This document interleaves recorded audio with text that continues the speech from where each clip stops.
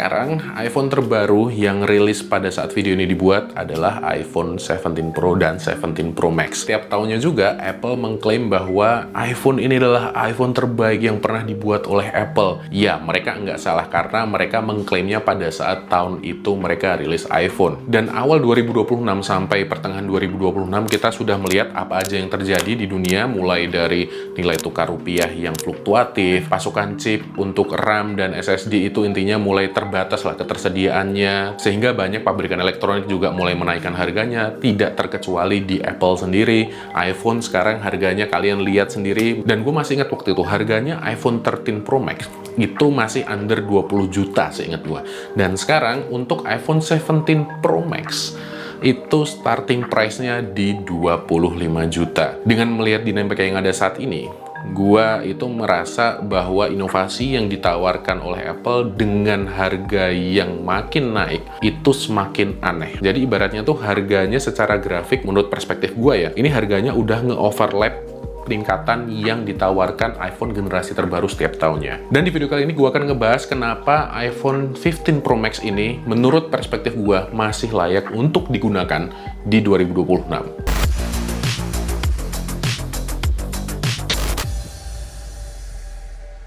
Sebelum kita lanjut, gue akan pecah video ini menjadi 4 pembahasan. Yang pertama adalah comparison-nya dengan 17 Pro Max, yang kedua adalah work experience gue secara pribadi, yang ketiga dari sisi hiburan, dan yang keempat overall experience-nya.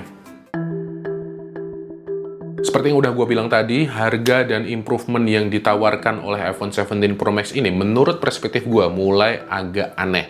Gini, gue kasih konteks. Sekarang kalau kalian lihat iPhone 15 Pro Max dengan kapasitas 256GB dengan warna yang sama yang gue punya saat ini, gue nemuin di beberapa marketplace harganya itu mulai dari 15 sampai 17 juta. Ya, itu tergantung kondisinya, dan FYI aja itu X resmi. Dan kalau kita lihat harganya, iPhone 17 Pro Max pas video ini kita bikin itu harganya mulai dari 25 juta rupiah. Kalau kita bandingin gap harganya saat ini mungkin sekitar 8 sampai 10 juta.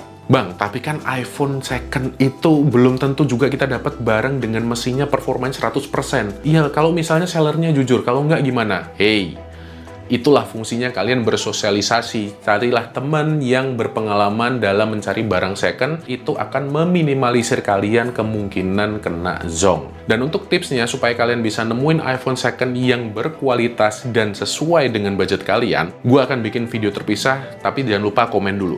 Jadi, gue ini tipikal calon user yang kalau misalnya mau beli apa-apa, itu mesti cari third opinion dulu di internet, atau tanya sama orang yang berpengalaman. Terlebih lagi untuk urusan elektronik kayak gini. Dan khususnya untuk iPhone, gua akan selalu kembali ke websitenya Apple untuk mempertanyakan lagi ke diri gua, apakah memang gua bener-bener butuh. Sekarang kita lihat, speknya apa aja sih dari 17 Pro Max yang menurut gua overlapping di 15 Pro Max. Thermal sistemnya lebih baik, dia udah punya liquid cooling chamber, iya.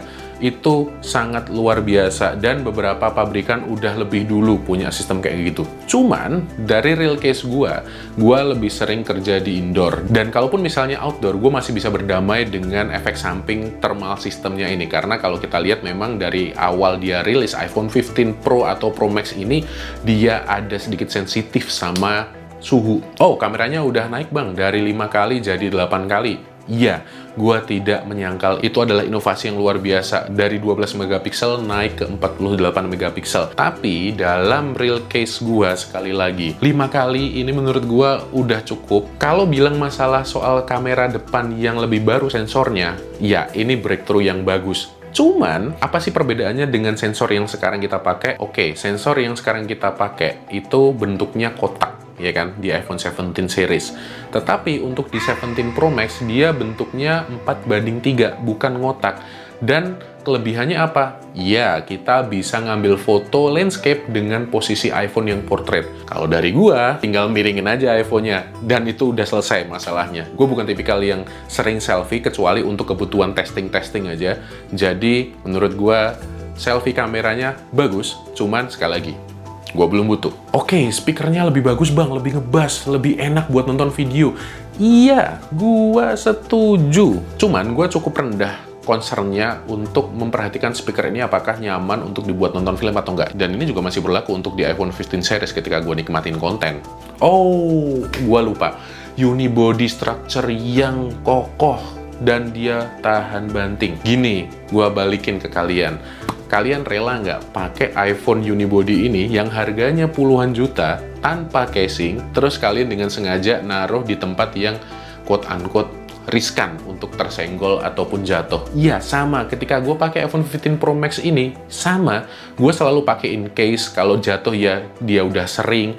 Dan kalau kalian lihat, gue nggak pakai tempered glass. So far, itu aman. Cuman ada dent dikit di bagian kamera. Dan oke, untuk use personal itu udah aman banget. Nggak ada lecet lah, yang penting lah. Toh kalau misalnya ada bercak-bercak dikit, ya udah tinggal dilap. Toh ini juga bahannya, framenya titanium. Jadi menurut gue, oke lah, bukan sesuatu yang menurut gue sangat concern untuk dipertimbangkan sebagai alasan untuk ganti handphone. Ya, seenggaknya itu yang jadi perdebatan di kepala gue sendiri ketika pengen mengambil 17 Pro ini. Apakah ini sesuatu yang benar-benar kebutuhan atau keinginan yang bermotif kebutuhan? HP ini akhirnya ya gue cuman pakai buat bales chat, scroll sosial media, setelah itu edit konten, shoot konten, dan ya ini akan nyinggung di pembahasan kita yang kedua.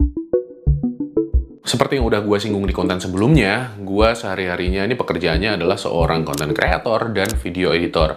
Dan tentu aja gue lebih banyak menghabiskan waktu gue bekerja di laptop ataupun PC gue. Walaupun begitu, fungsi dari iPhone 15 Pro Max ini menurut gue lebih ke alat untuk gue ngambil konten, atau alat gue cari inspirasi, doom scrolling di sosial media, bales chat, atau ya sekedar bikin konten untuk konsumsi pribadi lah intinya lah. Dan sekali lagi gue kira kita semua sepakat bahwa iPhone itu adalah salah satu alat serbaguna yang bisa dipertimbangkan ketika kalian mau mulai bikin konten. Dan untuk bagian workflow konten ini akan gue pecah menjadi dua bagian, yaitu foto dan video. Untuk kualitas fotonya sendiri, kalian bisa lihat sendiri dari kamera depan, kamera belakang yang ultra wide, tele, ataupun yang primary. Gue secara personal tidak ada komplain di sini, dan menurut gua masih fine-fine aja, apalagi kalau kalian nge-shootnya pakai Apple ProRAW, yang dimana ketika kalian ngedit di Lightroom itu akan sangat leluasa banget. Ya nggak leluasa banget sih, mungkin tuh gua terlalu berlebihan. Cuman intinya adalah dengan Apple ProRAW ini memudahkan kalian untuk mengedit foto dengan hasil yang sedikit lebih profesional, sehingga nggak kelihatan kayak ngambil dari handphone. Dan sisanya kalian bisa lihat sendiri kualitas fotonya seperti apa. Ini beberapa gua ambil nggak pakai ProRAW, jadi cuma tinggal asal jepret, ambil, beres. Kalian nilai sendiri kualitasnya seperti apa, tulis di kolom komentar.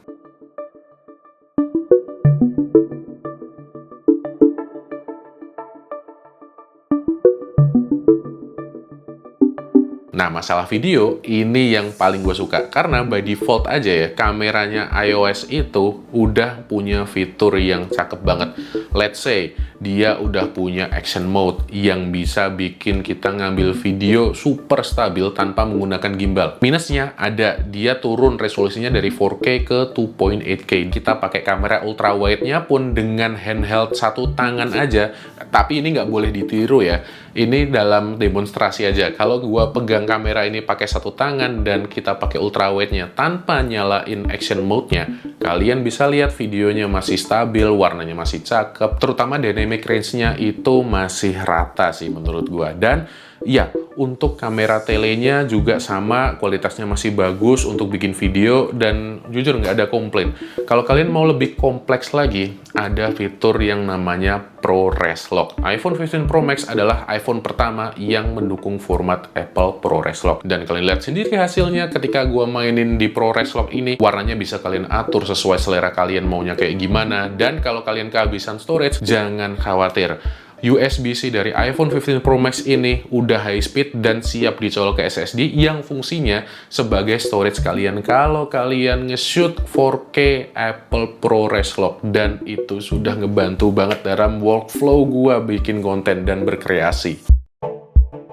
Kalau kita bilang masalah hiburan ya, gue udah singgung banyak banget di awal-awal tadi, dan kalau kita lihat lagi, ukuran layar dari iPhone 17 Pro Max ini memang 0,3 inci, lebih besar dari iPhone 15 Pro Max. But, sekali lagi, iPhone ini tetap iPhone terbesar di eranya. Layar dari iPhone 15 Pro Max ini menurut gue sih masih oke dan nyaman untuk dibuat nikmatin konten. Let's say kalian mau nonton 4K HDR yang di YouTube, atau kalian mau menikmati series di streaming favorit kalian, itu nggak ada masalah sama sekali buat gue. Warnanya juga cakep. Gue yakin dari pixel density pun, itu kedua iPhone ini memiliki pixel density yang relatif sama. Oke, kalau kita ngomongin gaming, gue sepakat. iPhone 15 Pro Max ini adalah iPhone pertama yang support game AAA ketika iPhone ini rilis. Kalau nggak salah, waktu itu ada game Assassin's Creed. Itu yang awalnya dari PS5 dibawa ke iPhone 15 Pro Max ini, dan kalian udah bisa lihat demo-demonya di YouTube juga bagaimana performa iPhone 15 Pro Max ini ketika dipakai buat main game AAA seperti itu. Dan pertanyaannya, apakah gua main? Enggak, karena sekali lagi ini menyangkut masalah battery health, menyangkut masalah temperatur yang kalau kelamaan juga nggak nyaman kita makainya. Dan game apa yang sekarang gua mainin? Angry Bird. Iya, gua main Angry Bird. Dan itu masih running well. Ya, nggak usah kalian tanya lah, Angry Bird sejauh apa sih performanya, ya paling ketapel gitu doang lah intinya. Kalau kita bicara tentang overall experience-nya, seperti yang udah gue ceritain sebelumnya, iPhone ini masih bisa menyelesaikan tugasnya dengan baik. Tidak perlu cepet, tapi selesai. Menurut gue ya, kalau doom scrolling itu masih enak, nyari referensi di sosial media, browsing juga masih enak, terutama untuk bales chat ke klien, itu juga masih lancar. Serta kalau mau bikin konten tipis-tipis untuk konsumsi pribadi atau sosial media, itu juga masih lancar. Ya, menurut gue ini iPhone belum kehilangan value-nya di mata gue. Toh nanti di iOS 27 yang rilis di bulan September nanti, 90% fitur dari iOS 27 ini juga akan bisa kita nikmati di iPhone 15 Pro Max. Dan seperti yang gue udah bahas di video sebelumnya, iya 10%-nya ke bagian Siri AI dan Apple Intelligence, yang dimana tentunya itu butuh iPhone 17 Pro, yang dimana iPhone 17 series dan iPhone Air ini udah punya chip yang mendukung on-device processing untuk Siri-nya. Iya, itu aja video kita kali ini, dan terima kasih banyak yang udah nonton. Jangan lupa klik tombol subscribe, nyalain loncengnya jadi kalian gak ketinggalan kalau gue udah upload video baru nantinya. Dan sebagai penutup, gue akan sampaikan, lebih baik bukan berarti harus upgrade, karena semua orang punya kebutuhannya masing-masing. Gue Dharma Tatya, dan sampai jumpa.